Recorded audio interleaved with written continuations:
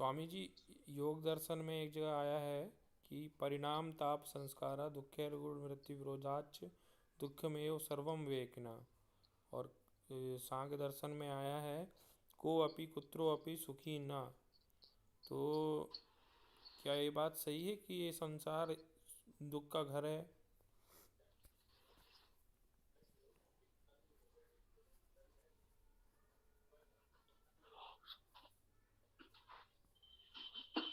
देखो, संसार दुख का घर है, ये वैदिक ये इजी में विचारधारा तो नहीं कहती। जी राकेश जी कुछ बोल रहे हैं तो बोलिए। नहीं जी, नहीं, आप बताइए। तो जहां तक हम समझ पा रहे हैं, जो वैदिक विचारधारा है वो दुख मूलक नहीं है। वैदिक मत ऐसा नहीं मानता कि संसार दुख मूलक है। ये कुछ लोगों के विचार हो सकते हैं। बुद्ध ने कहा जाति दुखम, जन्म लेने से दुख होते हैं, प्रारंभ हो जाते हैं। तो हमने कहा ठीक है, जन्म मत लो, मृत्यु को प्राप्त हो जाओ, कोई दुख नहीं शेष रहेगा। हालांकि ऐसा उनका भी कोई आशय नहीं था। आशय यही है कि जीवन है हमारा तो सुख दुख भी लगा रहता है, सुख भी होता है दुख भी होता है। दिन के पश्चात रात, रात के पश्चात दिन, ये तो क्रम है। जीवन में सुख भी आएगा दुख भी आएगा। अब ये बहुत कुछ हमारे दृष्टिकोण और परिस्थितियों पर निर्भर करता है। संयोग से बहुत अधिक दुख लंबे समय तक चलता रहे तो ऐसा लगता है कि हमारा जीवन दुखमय है। और तो इस प्रकार से देखना चाहिए। वेद में कहीं भी इस तरह की बात नहीं आई है कि यह संसार दुखमय है। वहां तो केवल सुख की बात की गई है। वेद हमको सुख होने की, मृडना, सुख की बात करता है, कहीं भी वो दुख की बात नहीं करता, जहां तक हम समझ पा रहे हैं।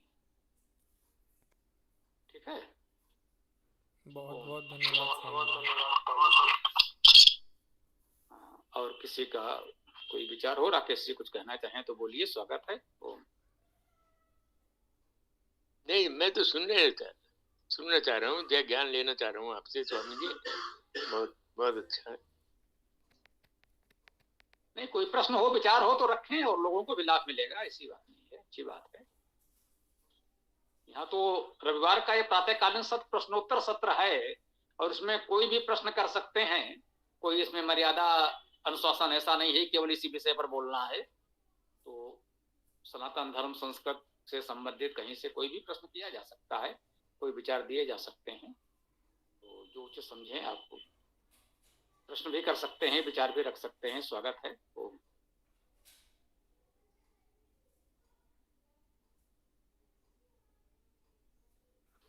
मैं थोड़ा सा अपनी जिज्ञासा ये प्रकट करना चाहता हूँ कि वेदों में जो भवन बनाने का किस वेद में उल्लेख आया है कि किस तरह बनाने चाहिए वास्तुशास्त्र के अनुसार, ये सब किसी वेद में ऐसा कोई विषय नहीं आया है। मैं स्पष्ट करना चाहता हूं कि जो वेद की 4 संहिताएं, वेद के 4 भाग हैं, जिन्हें लोग 4 वेद भी कहते हैं, इन 4 वेदों में कहीं भी ऐसा कोई विषय नहीं आया है। उपवेद में आए हो?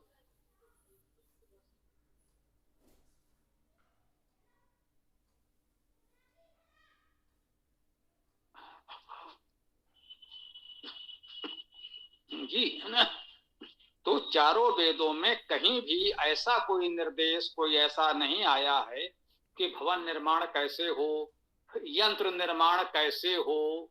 ये सब वेद का विषय ही नहीं है। वेद का विषय है ईश्वर के सत्य स्वरूप को समझें और हमारा जीवन कैसे भली भांति चले, अपना जीवन कैसे चलाएं, हमारे आचार विचार कैसे होने चाहिए कि हमारा जीवन सुखमय हो, उत्तम हो। यह वेद का विषय है।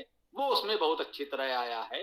अध्यात्म, धर्म, संस्कृत, जीवन यापन के मार्गदर्शन वेद में मिलेंगे, लेकिन उसमें कोई कहे यंत्र निर्माण, शस्त्र निर्माण, भवन निर्माण, ये तकनीकी विषय अलग हैं, ये उपवेद के विषय हैं। हाँ, ये भ्रम लोगों को हो जाता है। जैसे आयुर्वेद उपवेद है, चिकित्सा के विषय में आपको आयुर्वेद नहीं मिलेगा। कोई कैसा किस वेद में औषधियां लिखी हैं, किस रोग में कौन सी औषधि दी जाए, तो ये किसी वेद में नहीं लिखा। वेद तो सूत्र रूप में संकेत कर सकता है कि भाई वनस्पतियों से रोग दूर हो सकता है, वायु भी रोग दूर करने का साधन हो सकता है, प्रकाश हो सकता है, अग्नि हो सकता है। तो वेद तो इतना संकेत कर सकता है। उसके पश्चात ऋषियों ने उस पर शोध किया और आयुर्वेद का विकास किया, जो चिकित्सा शास्त्र है हमारा।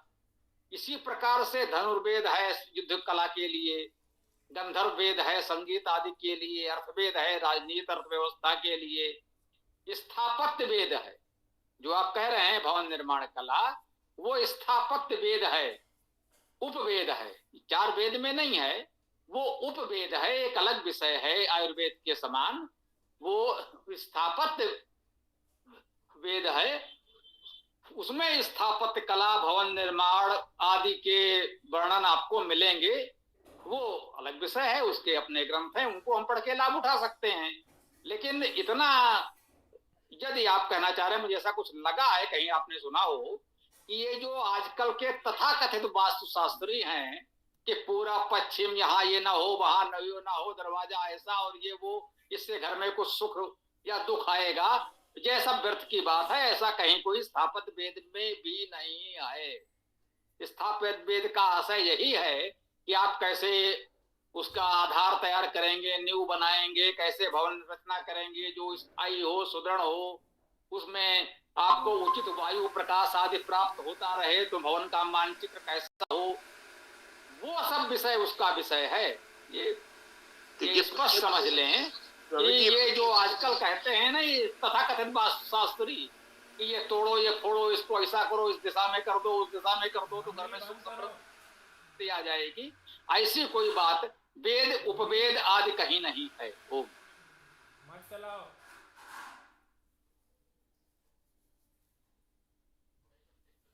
तो मुझे पुस्तक कहाँ से मिल जाएगी स्थापत्य वेद की? आपसे मिल सकती है या हो तो कृपया मुझे जानकारी दें। हमारे पास तो नहीं है, और जो इस दिशा के बड़े प्रकाशक हैं उनको देखें, या मुझे लगता है इस समय सबसे सही तरीका ये है कुछ खोजने का कि आप गूगल पर डाल दें या विभिन्न समूहों में, जैसे हम लोग जुड़े हैं व्हाट्सएप वगैरह में, फेसबुक पे, वहां पर आप कह दें हमें इसकी आवश्यकता है, तो जिन बहुतों के पास पड़ी है वो पुस्तक के बारे में बताएंगे, या हो सकता है सीधे पीडीएफ दे दे, लो पढ़ो। तो ये समय बहुत सरल हो गया है खोजना। मेरे पास तो नहीं है, ये तो स्पष्ट है कि हम तो नहीं बेच पाएंगे, लेकिन ये तरीका है इस समय, ये बहुत सरल तरीका है। जैसे लोग कहते हैं ये पुस्तक चाहिए, तो किसी के पास पड़ी होगी वो बता देगा कि भैया इसे ले लो। ठीक।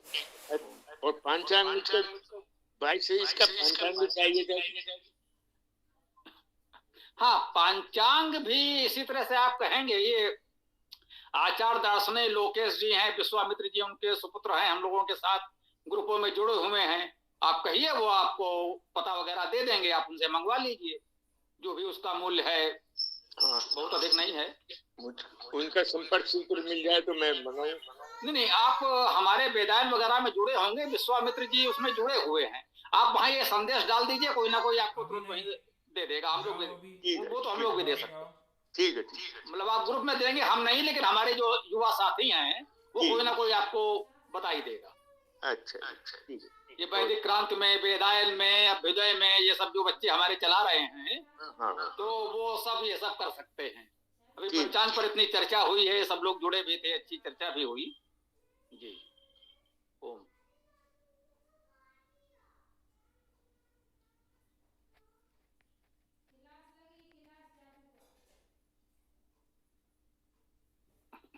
जी भाई हरि जी, हरीश जी, आप लोग जुड़े हैं, स्वागत है।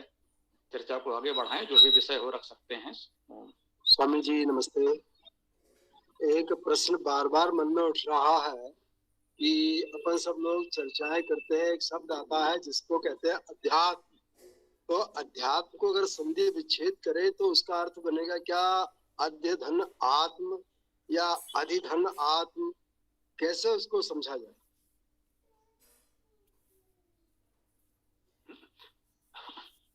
आपने स्वयं समझा दिया, अब उसमें कुछ समझने समझाने को शेष ही नहीं रहा। अधि आत्म की संधि होगी तो अध्यात्म बन जाएगा, अध्य आत्म की संधि होगी तो भी अध्यात्म बन जाएगा। तो ये दोनों ही विग्रह बिल्कुल ठीक हैं, तो अलग से समझाने को बचा ही क्या। आत्म तत्व को अधिगत करना तो अध्यात्म है, और आत्म तत्व का अध्ययन करना अध्यात्म है। ये आपने दोनों ही विग्रह करके स्वयं बता दिए, हमें बताने के लिए कुछ से सही नहीं रहा। ओम। तो स्वामी जी इसका अर्थ ये हुआ कि अध्ययन आत्म मतलब हम अपने आप स्वयं का अध्ययन करें, क्या इसको अध्यात्म गिना जाएगा? जिसमें अपन पंच तन्मात्राएं या 11 उसकी जो है अपन सुन पढ़ते हैं, क्या कहते हैं उसको, कर्म इंद्रिया ज्ञानेन्द्रिया, इस तरह से अध्ययन किया जाए, क्या उसको अध्यात्म कहेंगे? जी नहीं, ये कर्मेंद्रिया ज्ञानेन्द्रिया आदि आदि ये तो शरीर के अंग हैं, है ना। हाथ पैर आंख नाक कान ये तो शरीर के अंग हैं। ये तो शरीर का अध्ययन करना, ये तो आयुर्वेद का विषय हो गया, ये अध्यात्म का विषय नहीं है। ये तो आयुर्वेद का विषय हो गया कि वो शरीर के अंगों का अध्ययन करे और बताए कि इनको कैसे स्वस्थ और सक्रिय रखा जा सकता है, उनमें कोई दोष विकार हो तो उन्हें दूर किया जाए। ये तो आयुर्वेद का विषय है, अध्यात्म का विषय नहीं। अध्यात्म का विषय आत्म तत्व का अध्ययन करना है। इस शरीर में जो चेतना है, जिससे शरीर चेतन है, कार्य कर पा रहा है, उस चेतन तत्व का अध्ययन करना अध्यात्म है, जैसा मैं समझ पा रहा हूं। शरीर का अध्ययन आयुर्वेद है और उसमें जो चेतना है, उस चेतना का अध्ययन अध्यात्म है। ओम। धन्यवाद। व्याकरण अष्टाध्यायी में एक सूत्र आया है, अधि ईश्वरे। इस सूत्र का तात्पर्य शायद, इससे मुझे अर्थ इसका नहीं कुछ समझ में आ रहा है, क्या इससे कोई तात्पर्य है? स्वामी जी बताएं, यदि बता सकते हैं। आपने कहा अधि ईश्वरे, ईश्वर में अधिकार, ईश्वर को अधिगत करना, उसका अर्थ स्पष्ट है। हम तो इतना ही करते हैं, बहुत ज्यादा विद्वता प्रदर्शन वाले योग्यता मुझ में नहीं है, उस स्तर पर हम नहीं जाते सोच विवेदन में। जो जैसे इन्होंने भी अध्यात्म का जो संधि विग्रह किया, मैंने कहा दोनों आपने ठीक किए, बिल्कुल सही अर्थ निकल आया। अधि ईश्वरे में तो आपने विग्रह करके ही बता दिया है। हो सकता है वहां पर अधीश्वरे लिखा हो, कि वहां विग्रह करके अधीश्वरे तो नहीं लिखा होगा, जहां तक मुझे लगता है जो शैली है उसकी। तो आपने स्पष्ट कर दिया है, वो ठीक बात है।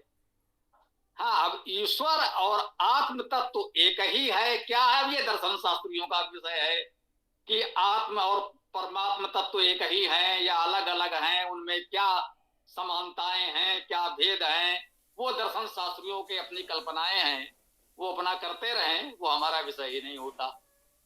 जी ओम। बहुत बहुत धन्यवाद।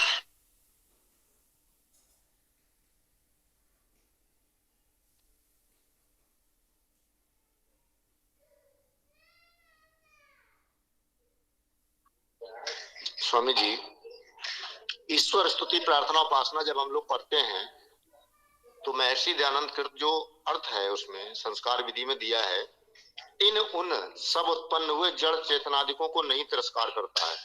कृपया इस पर थोड़ा सा प्रकाश डालें, इन उन क्यों आया है? एतानी उसमें कहा है।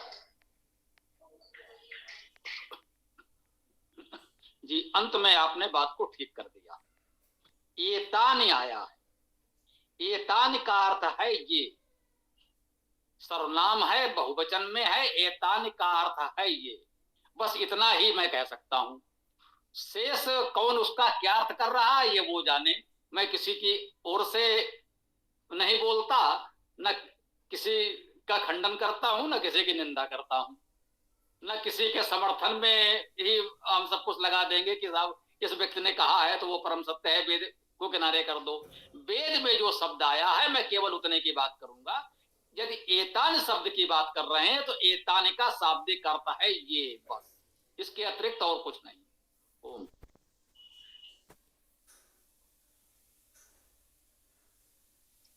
तो इन उनका संबंध हम जड़ चेतनादिकों को नहीं तिरस्कार करता है, दिया है उसमें।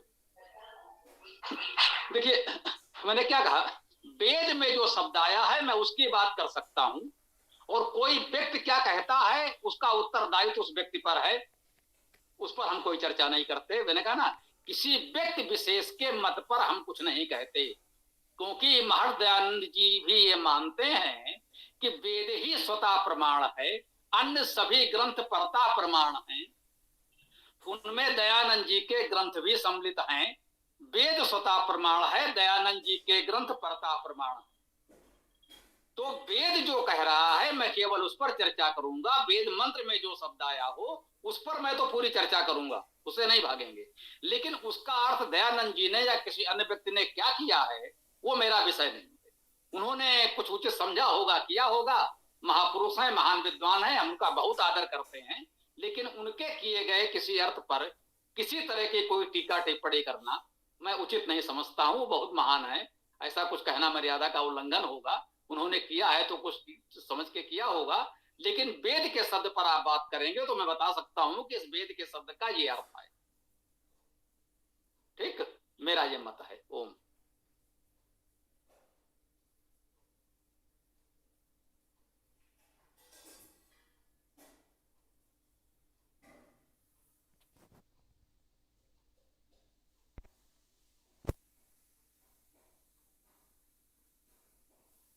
स्वामी जी, क्या हमारे उपासना की विधि एक जैसी होनी चाहिए? जैसे कि वेद में आया समानी वा कोटि समानी हृदयानि वा समानमस्तु मनो समानमस्तु मनो यथा वा सुसह अस्ति।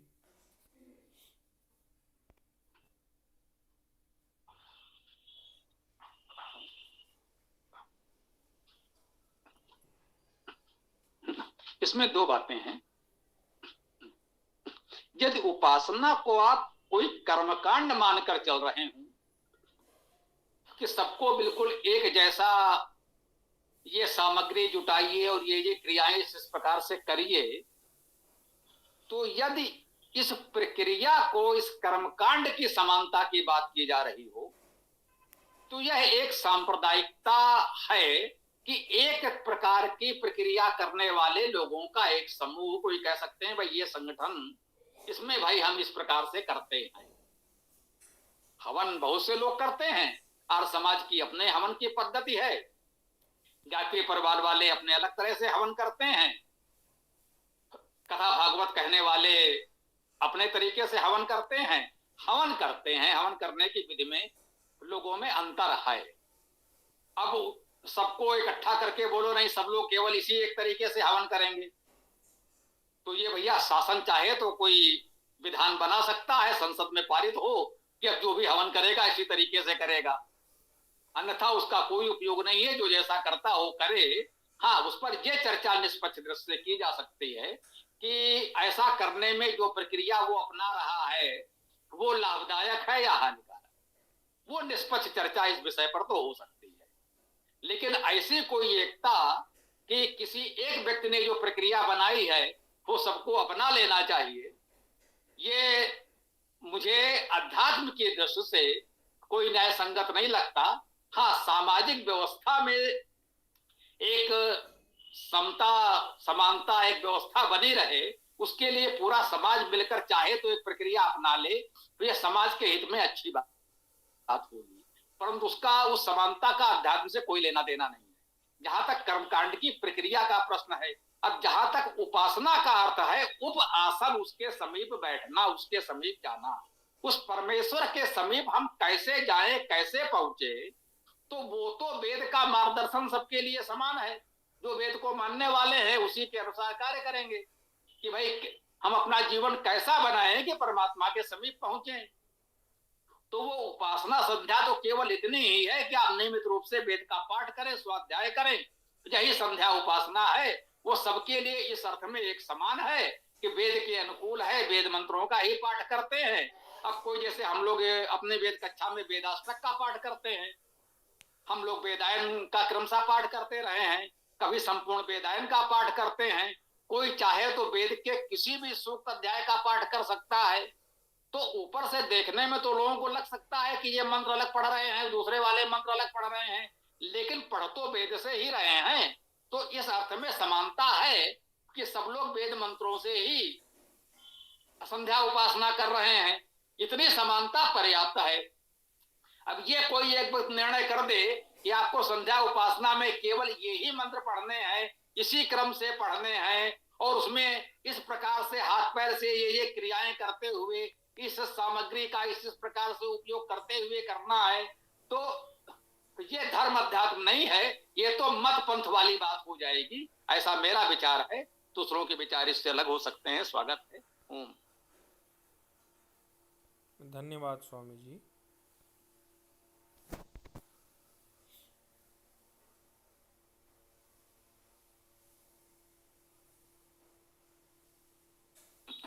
ये चर्चा को आगे बढ़ाते रहें। जिसका जो भी प्रश्न विचार हो तो रख सकते हैं।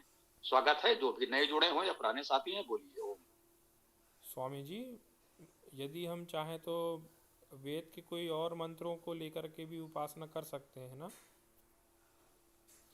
अवश्य कर सकते हैं। हमारे लिए संपूर्ण वेद महत्वपूर्ण है, और ये हो सकता है और होता रहा है, होना चाहिए। फिर कभी कभी व्यक्ति विशेष की मनोवृत्ति, उसकी परिस्थितियां, उसकी आवश्यकता को देखते हुए उस गुरु का यही महत्व है। जो गुरु आचार्य आदि हम कहते हैं, उसका यही महत्व है। वो व्यक्तिगत रूप से आपसे जुड़ा होता है, आपकी सभी परिस्थितियों से अवगत होता है, तो वो आपको एक मार्गदर्शन, दिशा निर्देश दे सकता है कि ये मंत्र आपके लिए अधिक उपयोगी हो सकते हैं, अधिक प्रेरणादायी हो सकते हैं। तो ऐसा नहीं कि वही मंत्र आपके लिए है, बाकी आपके लिए नहीं है, या किसी और के लिए वो अलग अलग कर दे। नहीं, वो ये कह सकता है कि आपके मनोवृत्ति, स्वभाव, परिस्थितियों को देखते हुए ये सूक्त आपके लिए अधिक उपयोगी है। इसका आप पाठ स्वाध्याय करेंगे तो आपको उसके सीधा अधिक लाभ हो सकता है। तो इसके लिए आचार्य गुरु की महत्ता है, और उसके मार्गदर्शन के अनुसार चारों वेदों में से, इतने मंत्रों में से कोई भी सूक्त आपके लिए अधिक उपयुक्त हो सकता है, कर सकते हैं। वे सभी वैदिक हैं, और ये समानता बनी रहेगी, इसमें कोई अंतर नहीं होगा। ये तो हमने एक सहज भाव से कह दिया कि चारों वेदों के प्रथम और अंतिम मंत्र हमने ले लिए, कि एक भाव बना रहे। कम से कम चारों वेदों के नाम तो लोगों को जानकारी में आएंगे, और कुछ लगेगा कि हाँ भाई, प्रथम और अंतिम मंत्र ये इस प्रकार से है, तो थोड़ा सा वेद से जुड़ाव परिचय बना रहेगा। और अधिक से अधिक जो जितना कर सके, हम लोग संपूर्ण वेदायन का पाठ एक बैठक में करते रहे हैं।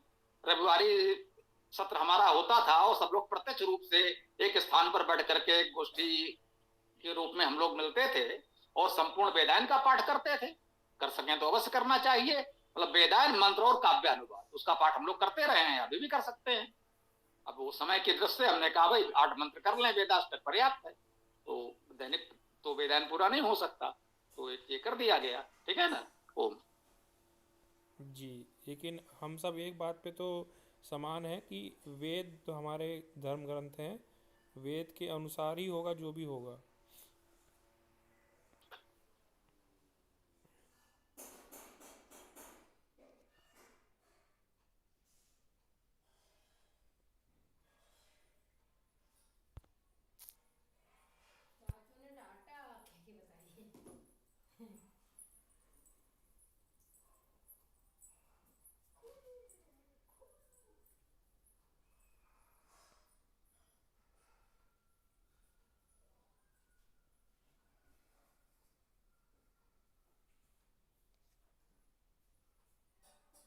लाइट गोल हो गई क्या?